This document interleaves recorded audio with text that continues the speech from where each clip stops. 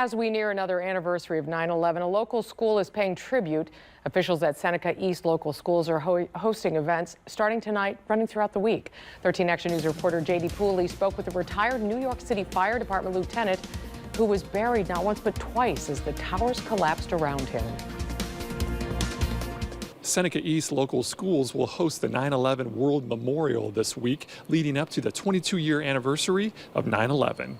For retired New York City Fire Department Lieutenant Joe Torillo, the pain and suffering he experienced while the towers collapsed around him on September 11th, 2001 still haunts him.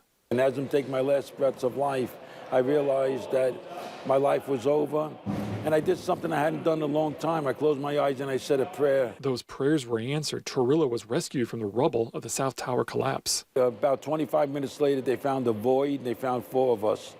They pulled us out, they put me on a stretcher, and they put me on the deck of a boat on the Hudson River. Torillo, near death, thought he was safe. Then the North Tower collapsed. The North Tower collapsed on top of the boat.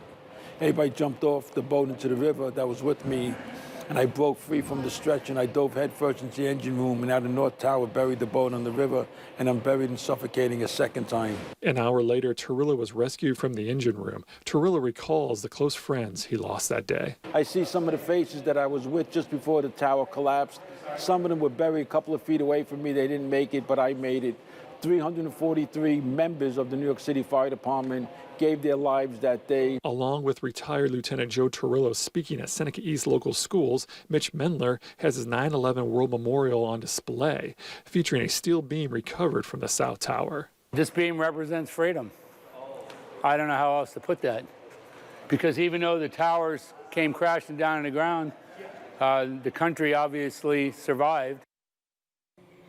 Mr. Torillo will be speaking tonight inside the main gymnasium at Seneca East. That event begins at 7:15 p.m. In Attica, J.D. Pooley, 13 Action News.